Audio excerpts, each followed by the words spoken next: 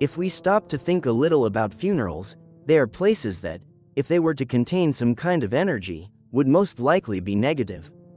Because, despite wanting to say goodbye to a relative, friend or acquaintance, we never really do it in the most positive way, so to speak.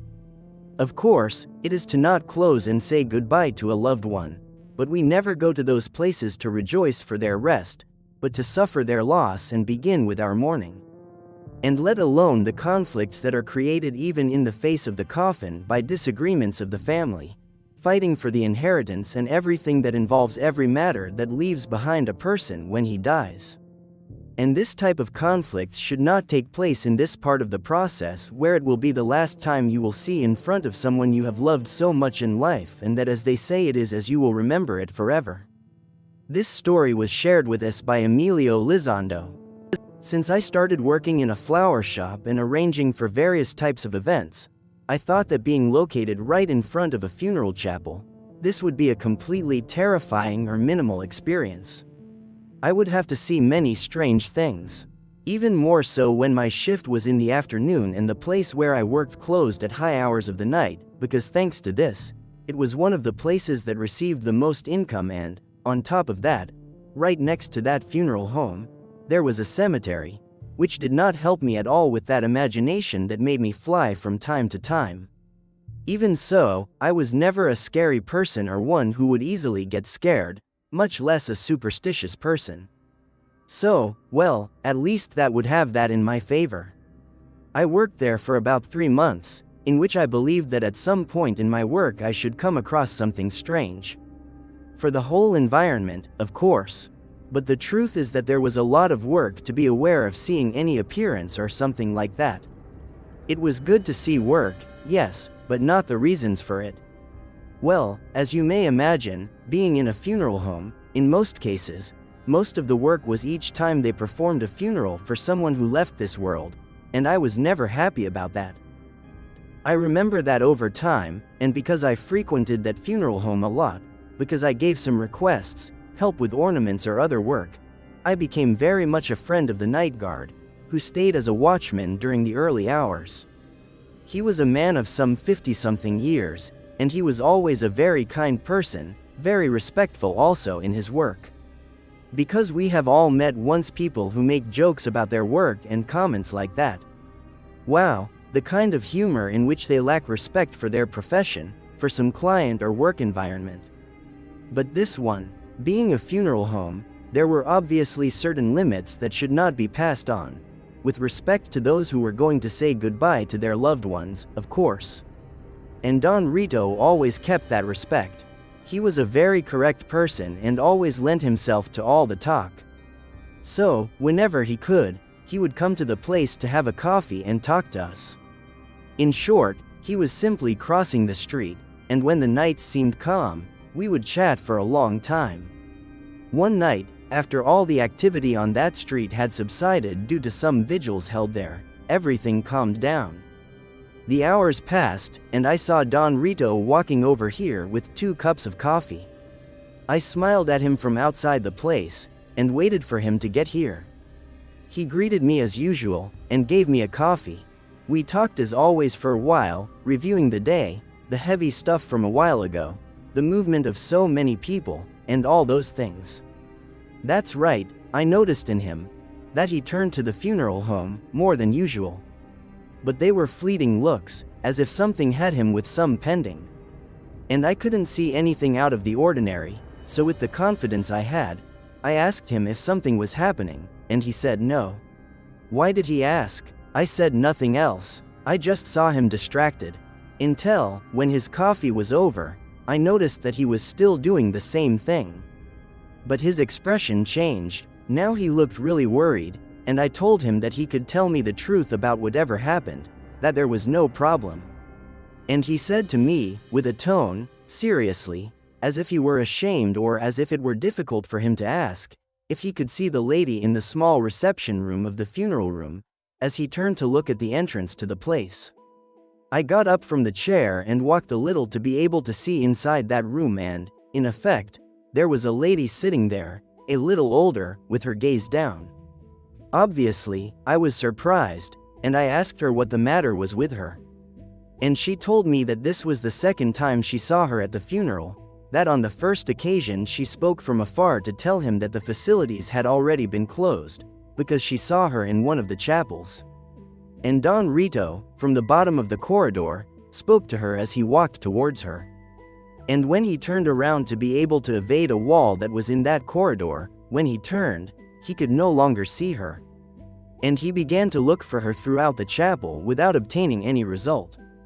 Don Rito told me that that did not scare him, because he considered that, having been real what he saw, he simply thought that they were souls who could not yet say goodbye or take off from this world, that there was nothing to fear. But that on that occasion, on that same night that we were drinking coffee outside the flower shop, it happened to him twice. That upon passing through the funeral room to make sure that no one was left inside the facilities, he saw her in several places. He said she felt as if she were getting closer and closer to him, but she was always sitting somewhere. He said that before making the decision to leave the place for a moment to come to talk or clear himself, because he believed that he was imagining it, that it was some kind of suggestion for some reason or whatever, he went to prepare the coffees he brought, and in the small office, where, between papers, archives, computers, was a small monitor of the entire funeral surveillance system. He said that through one of those monitors connected to the cameras, he saw her walking down one of the corridors.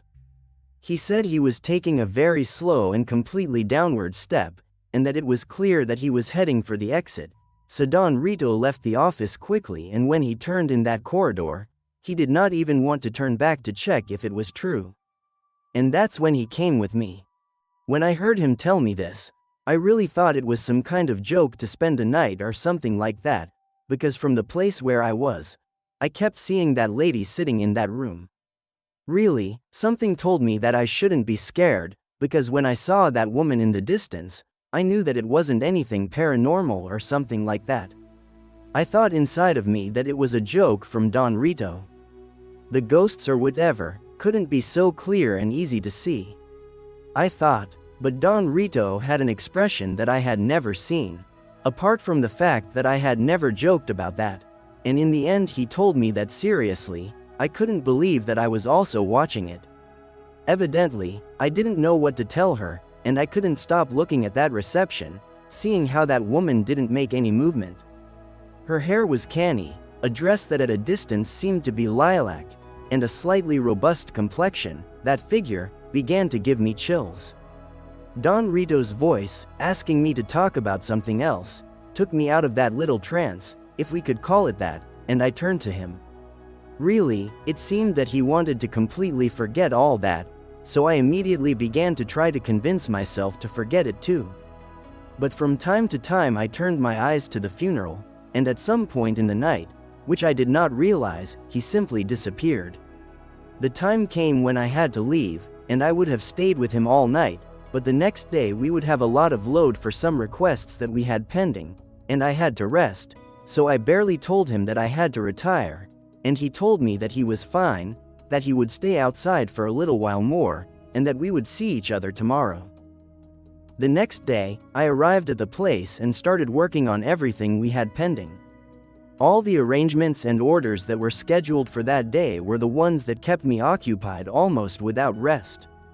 I remember perfectly well that at the end, at the last funeral that day, the people who seemed to be the ones who would go to see off a relative asked me for help to take the arrangement to the chapel, and they told me that they would give me some tip for it, so, well, even if they didn't give me anything, I was always very helpful in that job.